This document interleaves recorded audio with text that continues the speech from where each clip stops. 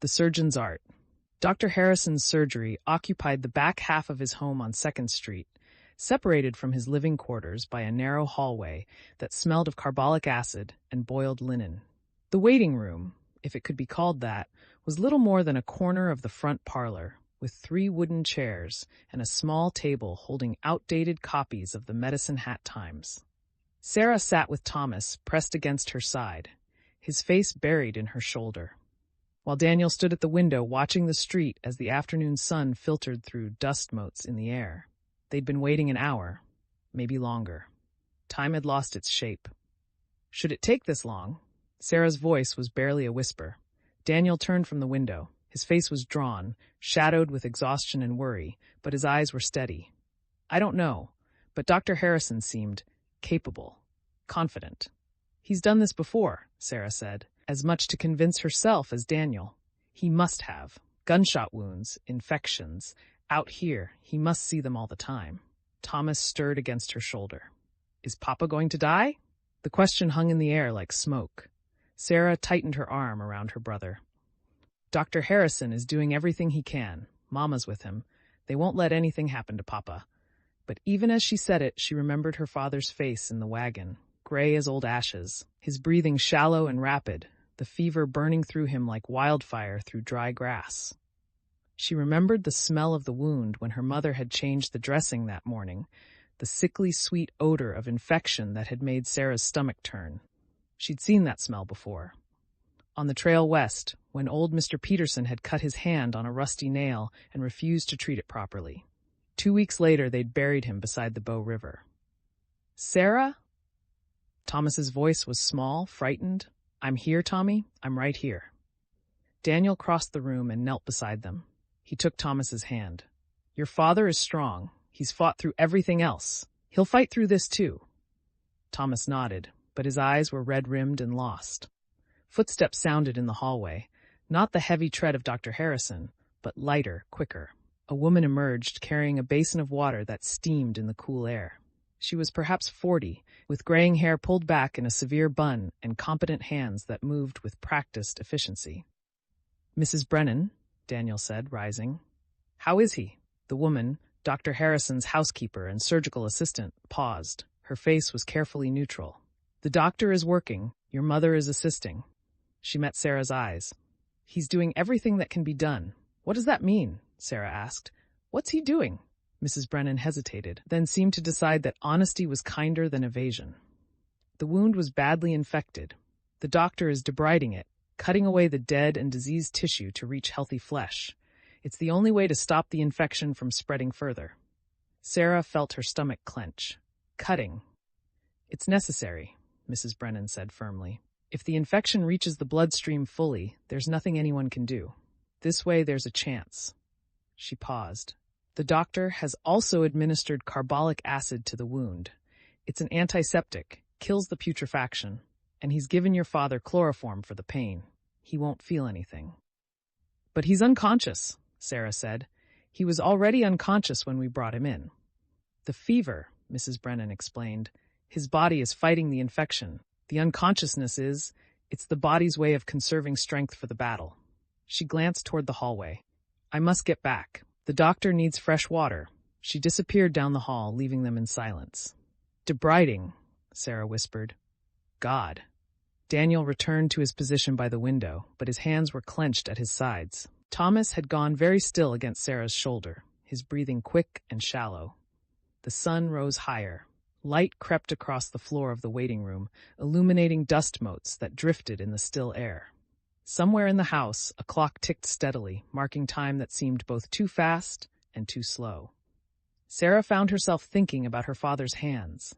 Strong hands, calloused from work, capable of holding a plow steady through rocky soil, or lifting Thomas onto his shoulders, or touching her mother's face with unexpected gentleness. She thought of those hands gripping the rifle as he faced down the robbers, blood seeping through the bandage, but his aim steady, protecting them one more time. She thought of her mother's hands, too, smaller but no less strong. Hands that had kneaded bread and changed dressings and held a pistol without trembling. Hands that were now helping Dr. Harrison cut away infection, fighting for her husband's life with the same fierce determination she'd shown facing down armed men. "I should have made him rest," Sarah said suddenly. "On the trail, when we stopped, I should have made him lie down in the wagon instead of sitting up. Maybe if he'd rested." "Sarah, no." Daniel crossed to her again. "You can't think like that. Your father made his own choice. He knew he was hurt, and he chose to defend his family anyway. That's who he is. And now he might die because of it. Or he might live because Dr. Harrison got to him in time. Because you got him here." Daniel's voice was gentle but firm. "You did everything right. All of you did." Thomas lifted his head. "I was scared." "We all were," Daniel said. "Being scared doesn't mean you weren't brave. Brave is being scared and doing what needs doing anyway." More footsteps in the hallway. This time it was Dr. Harrison himself who emerged, rolling down his shirt sleeves. His waistcoat was gone, his collar open, and there were dark circles under his eyes. But his expression was calm, professional. "The surgery is complete," he said without preamble. "I've removed all the infected tissue I could reach and irrigated the wound thoroughly with carbolic solution. I've also administered a dose of quinine. It may help with the fever, though the infection is bacterial rather than malarial." Sarah stood, still holding Thomas. "Will he live?" Dr. Harrison's face softened slightly. "I won't lie to you, Miss Mackenzie. Your father is very ill. The infection had spread significantly, and he'd lost a considerable amount of blood. The next 24 to 48 hours will be critical. If the fever breaks and the wound begins to heal cleanly, his chances improve dramatically. If not," he paused, "I've done everything medical science currently allows. The rest is up to his constitution and, if you're believers, providence." "Can we see him?" Sarah asked. "Your mother is with him now. I've moved him to the recovery room. It's small, but there's a bed for her as well. She's refused to leave his side." Dr. Harrison's expression held a hint of approval. "She's a remarkable woman, steady hands throughout the procedure. Many men would have fainted at what she witnessed today." "She's stronger than people think," Sarah said quietly. Dr. Harrison nodded. "I'm going to check on another patient. Then I'll return to monitor your father's condition. Mrs. Brennan will stay nearby. If there's any change, any at all, she'll fetch me immediately." He looked at Thomas. "Young man, your father is sleeping now. He needs rest to heal. When he wakes, he'll want to see that you're being brave for him. Can you do that?" Thomas nodded, his small face solemn. "Good lad." Dr. Harrison turned back to Sarah.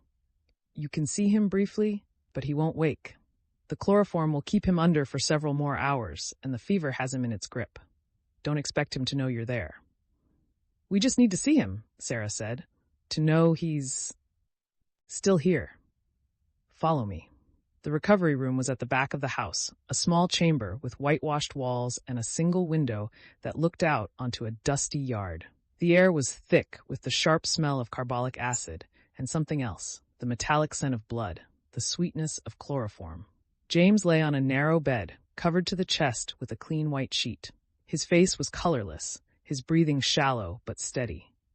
A fresh bandage wrapped his shoulder and upper chest, already showing a small seep of blood at its center.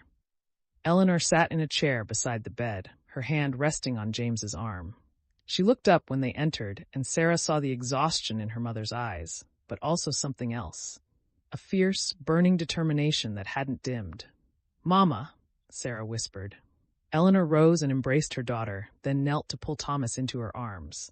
"He's going to fight," she said quietly. "He's going to fight, and we're going to be here when he wakes up."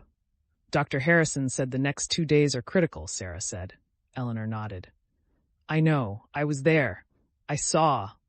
She paused, and for just a moment her composure cracked.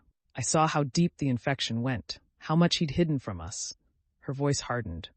"He should have told me how bad it was, should have let me treat it properly from the start."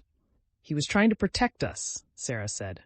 "Trying to get us to safety before he collapsed." Eleanor's jaw tightened, "and he nearly died because of it.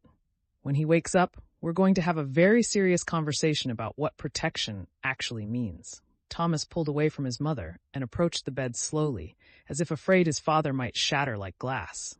He reached out and touched James's hand, so large compared to his own small fingers. "Papa?" No response. James's chest rose and fell in shallow rhythm, but his eyes remained closed, his face slack. "He can't hear you right now, sweetheart," Eleanor said gently. "But he will. When he wakes up, he'll want to know you were here." Daniel had remained in the doorway, giving the family space. Now he cleared his throat. "Mrs. Mackenzie, I can arrange for rooms at the hotel. You'll need rest, and I'm staying here," Eleanor said firmly. "Dr. Bach, Harrison has offered the recovery room for as long as we need it. There's space for me to sleep beside James." She looked at Sarah. "But you should take Thomas to the hotel. Get him cleaned up, fed properly, let him sleep in a real bed." "I want to stay with Papa," Thomas said, his voice breaking. "I know, darling, but Papa needs quiet to heal. You can come back this afternoon, after you've rested." Eleanor stroked his hair. "Can you be strong for me? Can you take care of Sarah while I take care of Papa?" Thomas nodded reluctantly. Sarah met her mother's eyes. "We'll be at the Alberta Hotel. Send word if anything changes, anything at all." "I will." Eleanor embraced her again. "You did well, Sarah, getting him here, making the hard decisions. I'm proud of you." The words brought tears to Sarah's eyes, but she blinked them back. "Just make sure he lives to tell me himself." "I will. I promise I will." They left Eleanor sitting beside the bed, her hand on James's arm, her eyes fixed on his face with an intensity that dared death itself to try to take him from her. Outside, the afternoon sun painted Medicine Hat's dusty streets in shades of gold and amber. The town was alive with midday activity. Shopkeepers at their counters, a freight wagon rumbling past, the smell of cooking from nearby houses. Ordinary life, continuing as if the world hadn't narrowed to a small room and a man fighting for his life. Daniel helped Thomas into the wagon, then turned to Sarah. "He's strong. He'll make it through this." "You don't know that," Sarah said quietly. "None of us do." "No," Daniel admitted. "But I know your father. I know he's fought through everything else. And I know your mother won't let him go without a fight." Sarah looked back at Dr. Harrison's house. Through the window, she could just make out the shape of her mother sitting vigil. She was incredible in there. Dr. Harrison said she didn't flinch, didn't hesitate. "She loves him," Daniel said simply. "Love makes us capable of things we never imagined." Sarah met his eyes and saw the weight of what he wasn't saying. The fear he'd felt watching her face down armed men, the terror of the journey to Medicine Hat, the helplessness of waiting while someone you loved fought for their life. "Let's get Thomas settled," she said. "Then we need to figure out what comes next." "What do you mean?" Sarah climbed into the wagon beside her brother. "The consortium doesn't know we're in Medicine Hat. They don't know Papa's wounded or that we left the Thornton homestead. That gives us an advantage, maybe the only one we'll get." "Sarah, you can't be thinking about—" "I'm thinking about survival," Sarah said. "Papa fought to get us here. Now we have to make sure it wasn't for nothing." Daniel studied her face, then nodded slowly. "All right, but first we rest, we eat, we let Thomas feel safe for a few hours." "Agreed." As Daniel drove the wagon toward the hotel, Sarah held Thomas close and watched the town pass by. Somewhere out there, the consortium's men were regrouping, planning their next move. Somewhere, Henry Blackburn was maintaining his solitary watch, unaware of the crisis that had unfolded. Somewhere, Samuel and Martha Thornton were holding the homestead, waiting for word. And in a small recovery room on 2nd Street, her father lay unconscious while infection and fever waged war inside him, his life hanging in the balance. The surgery was done. The waiting had begun. And Sarah knew, with a certainty that settled in her bones like cold iron, that whatever happened in that recovery room would shape everything that came after, not just for her father, but for all of them. The die had been cast. Now they could only wait to see how it would fall.